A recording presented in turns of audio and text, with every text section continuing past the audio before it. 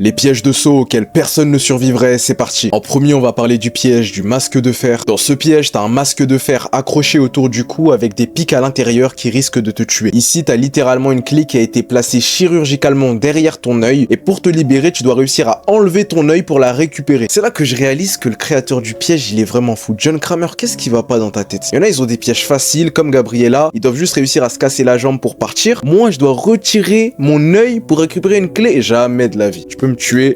Fais-le. On enchaîne avec le piège du four. Dans ce piège, il y avait des clés placées au fond d'un four, mais en allant les récupérer, la porte s'est fermée derrière nous et des flammes commencent à monter à l'intérieur. Ce piège-là, je vous dis cash, je survis à 100%. Tout simplement parce que dès l'instant où je suis dans l'univers de Saw et qu'il y a des clés placées au fond d'un four, il n'y a aucune chance, aucune, où je me rends à l'intérieur pour les récupérer. On passe au piège le plus brutal que j'ai jamais vu. Celui-là est vraiment terrible. Dans ce piège, t'as 3 minutes pour littéralement découper ta jambe au niveau de la cuisse et ensuite y insérer 2 aiguilles dans tes os qui vont prélever un liquide. Et le pire, c'est que même avec tout ça, il y a moyen que tu meurs parce que si t'arrives pas à prélever assez de liquide, ils vont découper ta tête avec des fils barbelés. Si t'as une entreprise bloquée entre 5 et 15 000 € par mois et que t'as envie de te développer sur les réseaux sociaux, envoie-moi un message sur Instagram pour que je vois comment je peux t'aider.